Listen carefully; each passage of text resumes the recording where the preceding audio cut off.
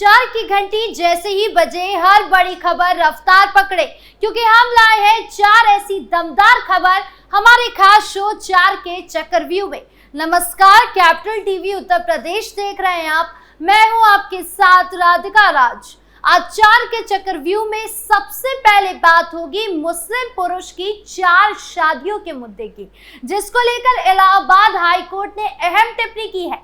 फिर बात होगी चंद्रशेखर आजाद की, जिन्होंने ऑपरेशन सिंदूर के बाद जारी तिरंगा यात्रा को लेकर सवाल उठाए हैं। तो क्या बोले चंद्रशेखर आजाद, जानेंगे। साथ ही बात होगी अखिलेश यादव की, जिन्होंने योगी सरकार के फैसले पर तंज कसा है। तो कौन सा है वो फैसला जिस पर अखिलेश यादव बरसे हैं, जानेंगे। और आखिर में बात होगी बुलडोजर एक्शन की, जहां यूपी में बड़ी संख्या में अवैध धार्मिक स्थल ढहाए गए हैं, जानेंगे पूरी खबर। तो चलिए शुरू करते हैं 4 का चक्रव्यूह। पहली खबर मुस्लिम पुरुष की 4 शादियों से जुड़ी है। दरअसल इलाहाबाद हाई कोर्ट ने मुस्लिम पुरुषों के 1 से अधिक शादी करने पर अहम टिप्पणी की है। कोर्ट ने कहा है कि मुस्लिम पुरुषों को दूसरी शादी तभी करनी चाहिए जब वो सभी पत्नियों के साथ समान व्यवहार कर सके। कुरान में खास वजहों से बहु विवाह की इजाजत दी गई है, लेकिन पुरुष इसका अपने स्वार्थ के लिए दुरुपयोग करते हैं। हाई कोर्ट ने मुरादाबाद से जुड़े एक मामले की सुनवाई करते हुए ये टिप्पणी की है।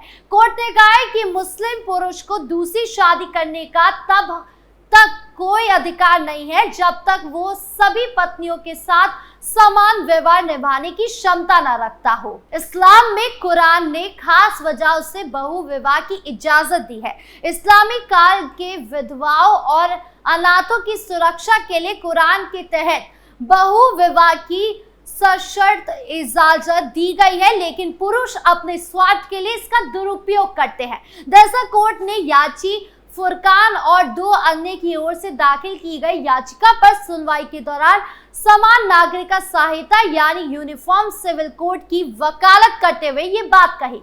यानी फुरकान, खुशनुमा और अख्तर अली ने मुरादाबाद CJM कोर्ट में 8 नवंबर 2020 को दाखिल चार्जशीट का संज्ञान और समन आदेश को रद्द करने की मांग में याचिका दाखिल की थी।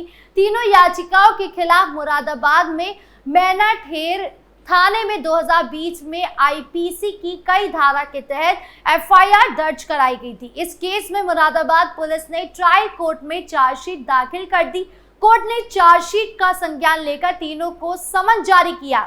FIR में आरोप लगाया गया कि याची फुरकान ने बिना बताए दूसरी शादी कर ली, जबकि वो पहले से ही शादीशुदा है। उसने शादी के दौरान बलात्कार किया। यानी फुरकान के वकील ने कोर्ट में दलील दी थी कि FIR करने वाली महिला ने खुद ही स्वीकार किया है कि उसने उसके साथ संबंध बनाने के बाद उससे शादी की है। तो वहीं इस मामले पर जस्टिस अरुण कुमार सिंह देशवाल की सिंगल बेंच में सुनवाई हुई। कोर्ट ने अगले आदेश तक याचिका के खिलाफ किसी भी तरह के उत्पीड़नात्मक कार्यवाही पर रोक लगा दी है। अब ये मामला क्या रुख लेता है, ये देखने वाली बात होगी।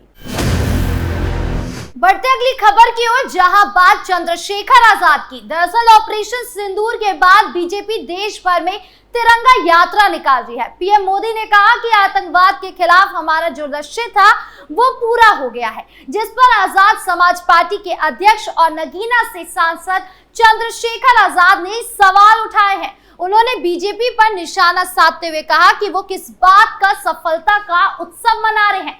क्या बेसरन घाटी में हुए हमले के आतंकी अभी भी फरार हैं? नगीना सांसद ने एक्स पर लंबी पोस्ट लिखकर ऑपरेशन सिंदूर को लेकर केंद्र सरकार को घेरा। उन्होंने लिखा, 26 निर्दोष लोगों की हत्या के आरोपी अब भी फरार हैं और केंद्र सरकार कह रही है कि ऑपरेशन सिंदूर का लक्ष्य पूरा हो गया है। 22 अप्रैल को बेसरन यानी पहलगाम में हुए आतंकी हमले में शामिल 3 खूंखार आतंकियों के पोस्टर अब चिपकाए जा रहे हैं। 20 लाख रुपए का इनाम घोषित किया गया है। पुलिस अब भी तलाशी अभियान चला रही है। आतंकी अब तक फरार हैं। तो फिर भाजपा किस बात की सफलता का उत्सव मना रही है? क्या सिर्फ शवों की गिनती पूरी होना ही ऑपरेशन की सफलता है?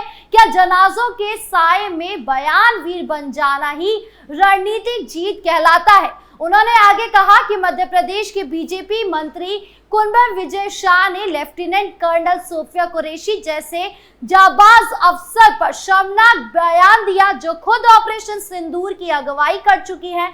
उनके खिलाफ गंदी सियासत की जा रही है। क्या यही है नारी शक्ति वंदन का असली चेहरा?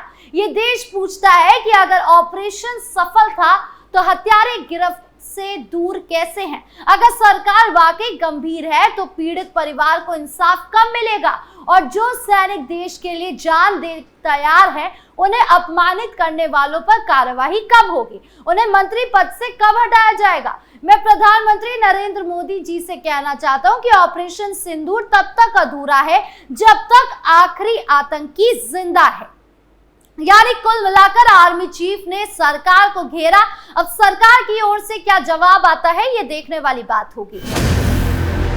खबरों में आगे बढ़ते हैं, जहां बात अखिलेश यादव की। उत्तर प्रदेश की योगी सरकार ने नकली दवाओं और खाद्य सामग्री में मिलावट को सामाजिक अपराध करार देते हुए सख्त कार्रवाई के निर्देश दिए हैं, जिसके बाद अब इन मिलावटखोरों की तस्वीरें चौराहे पर लगाई जाएगी। योगी सरकार के इस फैसले पर समाजवादी पार्टी के मुखिया अखिलेश यादव ने तंज कसा है। उन्होंने बीजेपी को ऐसे लोगों के पोस्टर नहीं बल्कि आईना लगाना चाहिए कहा, जिससे ऐसे अपराधियों की तस्वीर उन्हें खुद ही दिख जाएगी। सपा अध्यक्ष अखिलेश यादव ने मिलावटखोरों की तस्वीरें चौराहे पर लगाने के फैसले पर हमला करते हुए बीजेपी पर तंज कसा। उन्होंने अपने सोशल मीडिया अकाउंट एक्स पर लिखा, भाजपा वाले मिलावटखोरों को दर्शाने के लिए पोस्टर नहीं आईना लगाए। जब भाजपा वाले आईना लगाएंगे तो मिलावटखोर उनको सामने ही दिख जाएंगे। दरअसल यूपी की सरकार ने खाद्य सामग्री में मिलावट करने वाले और नकली दवाओं के व्यापार को सामाजिक अपराध करार दिया है। इसके साथ ही अधिकारियों को ऐसे लोगों के खिलाफ निर्णायक कार्यवाही के निर्देश दिए हैं। सीएम ने खाद्य सुरक्षा एवं औषधि प्रशासन के साथ हुई उच्च स्तरीय समीक्षा बैठक की, जिसमें अधिकारियों को ये निर्देश दिए गए। सीएम योगी ने कहा कि आम जनता के स्वास्थ्य के साथ किसी तरह के खिलवाड़ को बर्दाश्त नहीं किया जाएगा। मुख्यमंत्री ने एफएसटीए के साथ हुई बैठक में कहा कि दूध, घी, तेल और पनीर जैसे रोजाना इस्तेमाल होने वाले खाद्य पदार्थों की जांच हो और मिलावट करने वालों पर कार्रवाई हो। इसके लिए एक स्पेशल टीम का गठन किया जाए, जो ऐसे लोगों की पहचान कर उन पर कार्रवाई की जाए। सीएम ने कहा, ऐसे लोगों की पहचान कर उनकी तस्वीरें शहर के सभी प्रमुख चौराहे पर लगाई जाए, ताकि समाज में उनके प्रति चेतावनी स्वरूप संदेश जाए। आम जनों की सेहत से खिलवाड़ करने वालों के खिलाफ जीरो टॉलरेंस की नीति के तहत काम होगा। अब सीएम योगी अखिलेश यादव के इस तंज पर क्या पलटवार करते हैं, ये देखने वाली बात होगी। खबरों के अंत में अब बात बुलडोजर एक्शन की। दरअसल मुख्यमंत्री योगी आदित्यनाथ की सख्त नीति के तहत नेपाल सीमा से सटे जिलों में अवैध कब्जे और बिना अनुमति चल रहे धार्मिक स्थलों के खिलाफ लगातार कार्रवाई हो रही है। सरकारी जमीनों पर बने अवैध मदरसे, मस्जिद, मजार और ईदगाहों को प्रशासन बुलडोजर से ध्वस्त कर रहा है। बुधवार को महाराजगंज, श्रावस्ती और बहराइच में ऐसे ही अवैध निर्माणों को हटाया गया।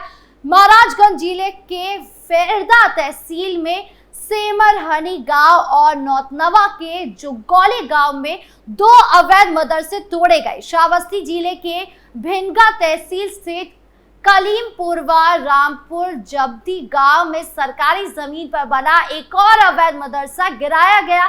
तो वहीं बहराइच जिले में सरकारी वन भूमि पर बनी एक मजार से कब्जा हटाया गया। ये कार्रवाई उन जिलों में हो रही है जो नेपाल की सीमा से सटे हुए हैं, जैसे महाराजगंज, सिद्धार्थनगर, बलरामपुर, श्रावस्ती, बहराइच, लखीमपुर खीरी और पीलीभीत। सुरक्षा एजेंसियों की रिपोर्ट में सामने आया है कि इन क्षेत्रों में सीमा से सटे इलाकों में बड़ी संख्या में अवैध धार्मिक निर्माण हो रहे हैं, जिनमें से कई का इस्तेमाल संदिग्ध गतिविधियों में किया जा सकता है। इसे ध्यान में रखते हुए मुख्यमंत्री ने संबंधित अधिकारियों को सख्त निर्देश दिए और बुलडोजर की कार्यवाही शुरू करवाई है। सरकारी आंकड़ों के अनुसार अब तक कुल 225 अवैध मदरसे, 30 मस्जिद और 25 मजार और 6 ईदगाहें तोड़ी जा चुकी है।